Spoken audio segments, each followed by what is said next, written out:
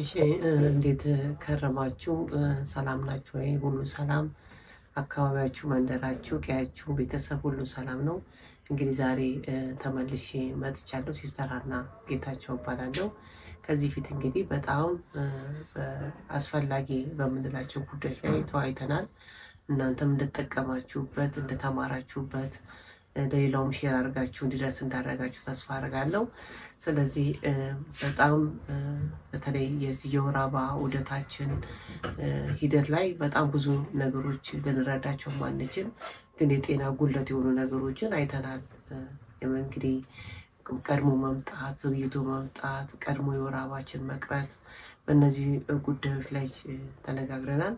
እንግዲህ ዛሬ ደግሞ የምንነጋገረው እዚሁ የህይወት ዑደታችን ጉርምስና የሚጀምረን እድሜ ላይ እንነጋገራለን። ተመተናይተን ነበረ።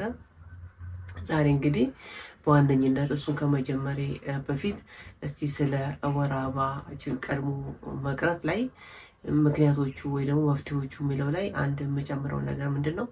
በዚህ ጊዜ እንግዲህ በተለይ የግብረ ስጋ ግንኙነት ፍላጎታችን እየቀነሰ ይመጣል። ግንኙነታችን ህመም ያለው ይሆናል። ስለዚህ እንደዚህ አይነት ነገሮችን አስቀድመን መረዳታችን መዘጋጀታችን እንግዲህ ይጠቅመናል ማለት ነው። ባለ እንግዲህ የቤት አባወራዎቻችን እንደዚህ አይነት ነገሮችን ሲረዱ ነገሮቹ ተፈጥሮ መሆኑን እንግዲህ በገባቸው ቁጥር በተረዱ ቁጥር የሚያደርጉልንን ጥንቃቄ እየጨመሩ ይመጣሉ ማለት ነው። ብዙ ጊዜ አንዳንድ ጊዜ በስተኋላ ምክንያቱም ይሄ ፕሮጀስትሮን ኦስትሮጅን አለ ብያቸዋለሁ። ኦስትሮጅን የሚባለው እንግዲህ ሆርሞን እየቀነሰ ሲመጣ ከኢንፌክሽን ከአጥንት ኢንፌክሽን መሳሳት ውጪ ፍላጎታችን እንደዛው በዛ ልክ እየቀነሰ ይመጣል። ግንኙነታችን ደግሞ ህመም ያለው ይሆናል። ምክንያቱም በልጅነታችን ጊዜ የነበረን ፈሳሽ እየቀነሰ ስለሚመጣ። ስለዚህ እነዚህ ያነጉ እንደ ተጨማሪ ዛሬ እንግዲህ ሊጨምርላችሁ ብዬ ነው። እነዚህ እንግዲህ በመመካከር በመነጋገር እውቀት ሲኖር በፈታሉ ማለት ነው። ዛሬ ግን እስቲ ወደ ዋናው እንግዲህ አንድ ሰው ከተፈጠረበት ጀምሮ ያለው ዑደት ላይ እንመጣለን። አንድ ሴት ልጅ እንግዲህ ጉርምስና ይጀምራታል ተብሎ የሚታሰበው ከ12 ዓመት ጀምሮ ማለት ለውጦቿ የሚታዩት ጡት ማጎጥበጥ፣ የዳሌ መስፋት፣ እነዚህ የወር አበባ ሳይክል ማድረግ፣ ውበቷ ሻይን እያደረገ መምጣት፣ ፍላጎቷ ወደ ተቃራኒ ጾታ ማዘንበል፣ እነዚህ እንግዲህ እየጀመሩ የሚመጡት ከዚህ እድሜ ጀምሮ ሲሆን ለሴቶች፣ ለወንዶች ደግሞ 10 ዓመት ይጀምራል። ወንዶቹ ጋር 10 ዓመት ጀምሮ ግራጁዋሊ በጣም ቀስ እያለ እስከ 4 ዓመት ድረስ ነው እየጎረመሱ የሚመጡት ማለት ነው። ሴቶቹ ጋር ግን በጣም ቀስ ብሎ ጀምሮ ፈጥኖ ይጨርሳል። ስፔሻሊ ከ13 እስከ 18 በጣም ከፍ ብሎ ኦስትሮጅን የሚባል ሆርሞን እና ፕሮጀስትሮን የሚወጣበት ታይም ስለሆነ በጣም መነቃቃት፣ ለብዙ ነገሮች ራስ ልንጋለጥ የምንችልበት እድሜ ነው። ምክንያቱም እዚህ እድሜ ላይ እንዳልኳችሁ ከሆርሞኑ የተነሳ የስጋ ፍላጎታችን በጣም የሚጨምርበት ታይም ነው። ይሄ ማለት እንግዲህ ልጆቻችንን እድገታቸውን ከትንሽ ጀምሮ ትናንትና እጃቸውን ይዘን ስንሄድ የነበሩ ልጆችን የእድገታቸውን ስቴፕ እየተረዳን የፊዚካሉን ሳይሆን ፊዚዮሎጂውንም ስነ ልቦናውንም መንፈሳዊውንም ማህበራዊውንም አብረን እያስተካከልን እንግዲህ ማደግ ያለብን በዚህ ጉዳይ ነው። ለውጣቸውን ስናይ በጣም ቀረብ ማለት መነጋገር፣ መወያየት ይሄ ለውጧ ትክክለኛ እንደሆነ የሔዋንነቷን አዳም የመሆን መንገዱ ላይ እንዳሉ ማስረዳትና ግን አንድ ሰው ለአቅመ ሔዋን ደረሰ የሚባለው ወይ ለአቅመ አዳም ደረሰ የሚባለው መቼ ነው የሚለውን እንግዲህ እውቀት ያስፈልጋል። እነዚህ ለውጦችና እነዚህ እንትኖች ተጀመሩ እንጂ ገና እንግዲህ እየጎለበቱ የሚሄዱበት ጊዜ ነው ማለት ነው። ስለዚህ አንድ እንግዲህ በቤተሰብ ሕግ መሰረት አንድ ሴት ልጅ ከ18 እስከ 22 ዓመት ባለው ጊዜ ውስጥ ብታገባ ይሄ ፊዚካሊ ፊዚዮሎጂዋ፣ ማህበራዊ ህይወቷ፣ መንፈሳዊ ህይወቷ፣ ስነ ልቦናዋ ያንን ነገር የመቋቋም ትክክለኛ የሆነ ዲሲሽን የመውሰድ ልጆቿን የመመጠን ቤቷን የመምራት ማህበራዊ ህይወቷ ውስጥ የመሳተፍ አቅሙ ጉልበቱ ይኖራታል እንግዲህ ተብሎ የሚታሰበው ከዚህ እድሜ በኋላ ነው ማለት ነው። አሁን ግን የተጠኑ ጥናቶች የሚያሳዩት ግን ምንድነው? አንድ ሴት ልጅ 16 ዓመት የመጀመሪያ ልጇን ትወልዳለች። ይህ እንግዲህ ምን ያህል እንግዲህ እንደሆነ ተቀበወቁት። የ16 ዓመት ልጅ ቤታችሁ ሳሏት፣ አንድ ትንሽ 16 ዓመት ልጅ ቤታችሁ ውስጥ ያለ ልጅ የልጅ እናት ሆነች ማለት ለእናንተ ራሱ ስዕሉን ስታዩት ምን ይመስላል? ስዕሉ ራሱ ምን ያህል እንግዲህ ለእሷ ስነ ልቦና ለእሷ ሁሉ ነገሯ፣ ጤናዋ፣ ትከሻዋ የመሸከም እነዚህ ሁሉ ተደምረው እቺ ልጅ አሁን ምን ያህል ክትትልና ድጋፍ እንደሚያስፈልጋት በጣም ግልጽ ነው ማለት ነው። ምክንያቱም ብዙ ሌላ ኮንሲኩዌንሶችን ይዞ ይመጣል ማለት ነው። ሌላ ደግሞ እንግዲህ ስለ ወንድ ልጆቻችን ነው እያወራን ያለ ነው። ወንድ ልጆቻችን እንግዲህ ለውጣቸው የሚባለው አንደኛ አካላቸው ላይ የሚታየው ሁላችን የምናውቀው ግልጽ የሆነ ነው። የድምፅ መለወጥ፣ የፂም ማውጣት፣ ከተቃራኒ ጾታ ጋር በጣም ፍላጎት ማሳየት፣ በጣም ውጭውን ማለት፣ ከፒር ኤዱኬተር ከፒር ጓደኞቻቸው ጋር በጣም ክሎዝ መሆን፣ በዚህ በተፈጥሮ ጉዳያቸው ላይ በጣም ማውራት በጣም የሚፈልጉበት ጊዜ ስለሆነ እኛ እንግዲህ ይህንን ክትትል ይህንን እድገት እየተከተል እኛም በጣም የምንቀርብበት ጊዜ ነው ማለት ነው። ምክንያቱም አንድ ወንድ ልጅ ከ10 እስከ 24 ዓመት ነው ብያቸዋለሁ። እስፔሻሊ ከ22 እስከ 24 ባለው እድሜ ላይ እንግዲህ ነው ጋብቻ ቢመሰርት ተብሎ የሚታሰበው። ማለት ከዛ ጀምሮ ጋብቻ ቢመሰርት ጥሩ ነው ተብሎ የሚታሰበው እንግዲህ እድሜ ነው። ምክንያቱም የእድሜ ማለት ለማህበራዊ ሕይወቱም ለመንፈሳዊ ሕይወቱም ለስነ ልቦናውም ለሁሉ ነገሩ ትከሻው የመሸከም ኃላፊነትን የመሸከም እነዚህ አይነት ነገሮች የመጡትን ችግሮች ማኔጅ የማድረግ አቅሙም እውቀትም ጉልበትም ይኖረዋል እንግዲህ ተብሎ ነው የሚታሰበው። ምክንያቱም እነዚህ በጣም ወሳኝ ነገሮች ናቸው። እነዚህ አሁን የምጠቅሳቸው እየደጋገሙ የምጠቅሳቸው አንድ ሰው በመንፈሳዊ በአካሉ በስነ ልቦናው በማህበራዊ በፊዚዮሎጂው የውስጥ መዋቅሩ ላይ ያለው እውቀትና የመዳበር ሂደቶች አለ ማለት ነው።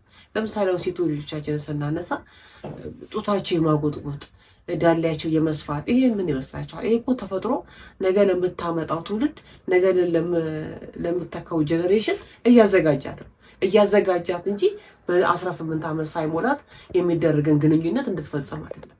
እዚህ ላይ ግን መረዳት ያለብን በጣም ሀይ ስቲሙሌት የምንሆንበት ጊዜ ነው። በጣም ምክንያቱም ይሄ የእሷም ስህተት ሳይሆን ተፈጥሮ ራሱ ሆርሞኖቹ በጣም የሚወጡበት ጊዜ ስለሆነ እዚህ ላይ ግን እውቀት ከሌላት ያለ እውቀት ግንኙነቶች ይጀምራሉ፣ ያለ እድሜ ግንኙነቶች ይጀምራሉ ማለት ነው። ብዙ ጊዜ እንግዲህ እነዚህን ካወቅን በኋላ እነዚህ ያለ እውቀት ያለ ጊዜ የሚጀመሩ ግንኙነት ነገ እንግዲህ ይዘው የሚመጡ ችግር ምንድን ነው የሚለው ላይ ደግሞ እንግዲህ ሀሳብ እየሰጠው እየተወያየን እናንተም እንግዲህ አሁን በመሀልም እንደምላችሁ እንደዚህ አይነት ለውጦቻችሁን እንደዚህ አይነት ነገሮችን እቤታችሁ ውስጥ ፕሩቭ እያደረጋችሁ መምጣት ትችላላችሁ። ይሄ ለውጥ ልክ ነው ወይ? ይሄ ለውጥ እስካለ ምንድን ነው መመካከር ያለብን ከልጆቻችን ጋር? እንዴት ነው መቅረብ ያለብን? እኛስ ምን እውቀት ያስፈልገናል የሚለውን አሁንም ኮሜንት ላይ ጻፉ፣ አስተያየት ላይ ጻፉ። ለሚመለከተው እንግዲህ ሼር እያደረጋችሁ እየተማማርንበት እንድንሄድ ነው እንግዲህ ፕላትፎርም ደግሞ ወደ እናንተ ይዤ የመጣሁት እና ስለዚህ አሁን ደግሞ እንግዲህ እች ልጅ አሁን ምንድን ነው እንዳልኳቸው በጊዜ የሚደረግ ግንኙነቶች ይዘው የሚመጡት የራሳቸው የስነ ልቦና፣ የአካል፣ የጤና ችግሮች ይዘው ይመጣሉ። አንድ ልጅ ለአካለ መጠን ሳትደርስ የሚደረግ ግንኙነትና እርግዝና ይዞባት የሚመጣው ራሱ ምንድን ነው? ለምሳሌ ከፍተኛ የደም ግፊት በእርግዝና ጊዜ በሚከሰት የደም ግፊት ትጠቃለች ማለት ነው እንግዲህ ከጤናዋ አንጻር ስናወራ።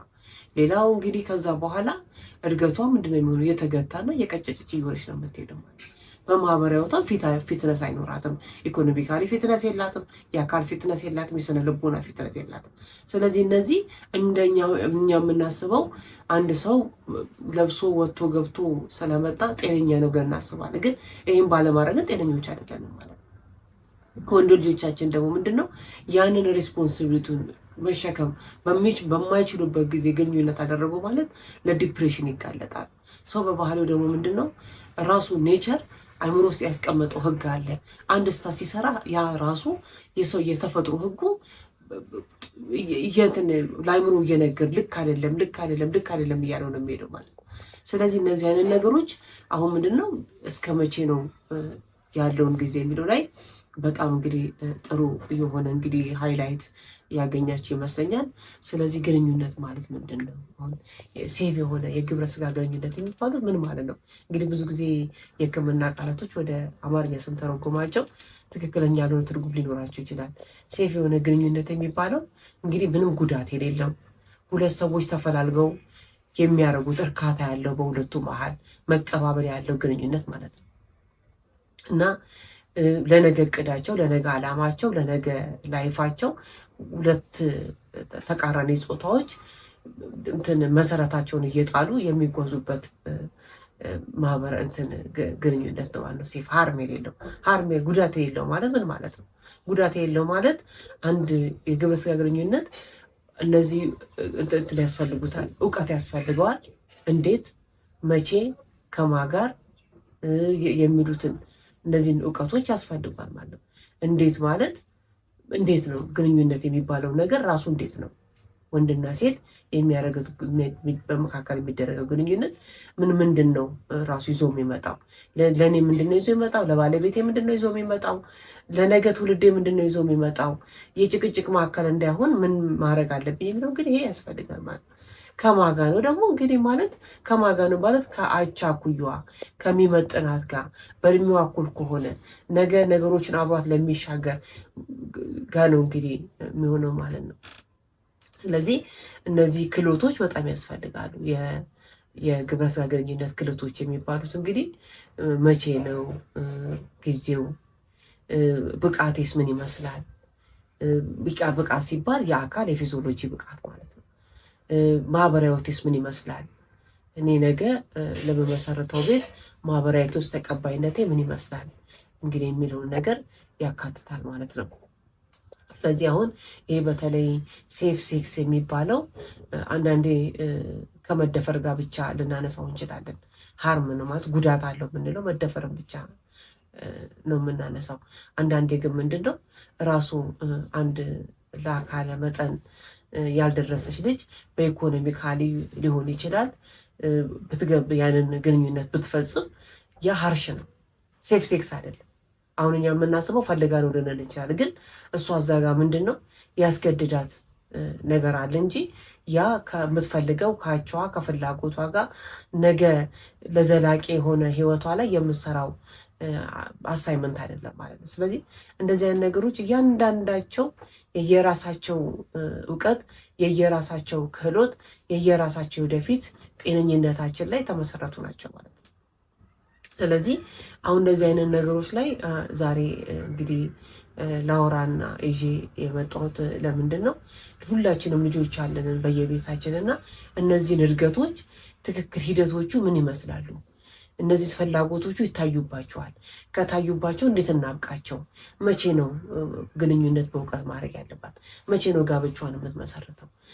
መቼ ከማጋ ነው ከወደደችው ከምትፈልገው ነገ ለዘለቄታ አብሯት ከሚኖረው ሰው ጋር ነው በጋብቻ መጣመር ያለባት። እነዚህን እንግዲህ በእውቀት እያሳደግን ይቅርታ መምጣት አለብን ማለት ነው። ስለዚህ ባለፈው እንግዲህ ከተነሱ አጀንዳዎች ላይ በተለይ የወር አበባ ዑደታችን ላይ በጣም ብዙ ነገሮችን መነጋገር አለብን። እየደገምን ልናነሳቸው እንችላለን። ከእድገታችን ጋር ሊነሳ ይችላል። ከመጨረሻ ህይወታችን ጋር ሊነሳ ይችላል። መሀል ላይ የወር አበባ እያየን ባለንበት ጊዜ ሊነሳ ይችላል። ስለዚህ እነዚህ ለምሳሌ እርግዝና ከማርገዝም እርግዝና ማርገዝ አለመቻልም ከነዚህም ጋር ሊነሳ ይችላል ማለት ነው። ስለዚህ እንግዲህ የወር አበባ ዑደታችን ላይ ትክክለኛና ጤነኛ የሚባለውን ማወቅ ይሄ ሁሉ ሂደታችን ላይ ራሱ እንግዲህ ትልቅ አንድ እውቀት ነው ማለት ነው። ዛሬ እንግዲህ ይህንን ይዤ መጥቼላችኋለሁ። ቀጣይ በጣም በሰፊው እንነጋገራለን። ግን አሁንም ደግሜ የምለው የገጠማችሁን ያያችሁትን ያወቃችሁትን ወይ ደግሞ ማወቅ የምትፈልጉት ጥያቄዎች ካሉ ሁሉ ጊዜ ገብታችሁ ኮመንት ሴክሽን ላይ ሀሳብ ስጡበት፣ ተነጋገሩበት፣ ተወያዩበት። ከጓደኛ ሊሆን ይችላል፣ ከቤተሰብ ሊሆን ይችላል፣ ከልጆች ሊሆን ይችላል፣ ከማንኛውም እንግዲህ በተለይ በስነ ተዋልዶ ጤና የማይመለከተው ሰው የለ። ሁላችንም ልንነጋገርበት ከባለቤቶቻችን ጋር ልንነጋገርበት የሚገባ ጉዳይ ነው ማለት ነው። ቅድም እንደነገርኳችሁ ነው ከባለቤቶቻችን ስለኛ ማወቅ ያለባቸው ነገር አለ። ትናንትና በልጅነታችን ጊዜ ያሳለፍናቸው ጊዜ የግብረ ስጋ ፍላጎታችን እየቀነሰ ሲመጣ እውቀቱ ካላቸው እነሱ ይረዱናል፣ ያግዙናል፣ ከኛ ጋር ይቆማሉ ማለት ነው። ስለዚህ ከእነሱም ጋር እንግዲህ ውይይት ያስፈልጋል ማለት ነው። መነጋገር ያስፈልጋል ማለት ነው። ስለዚህ ዛሬ እንግዲህ ይህንን ይዤላችሁ መጥቻለሁ። ነገሮቹ እየዳበሩ እየሰፉ እየተወያየንበት በጣም በጥልቅ እየተነጋገርንበት እንመጣለን ማለት ነው በእያንዳንዱ ጉዳይ ላይ። ዛሬ ያለኝ እንግዲህ ይሄ ነው። ደህና ሰንብቱልኝ። መልካም ጊዜ።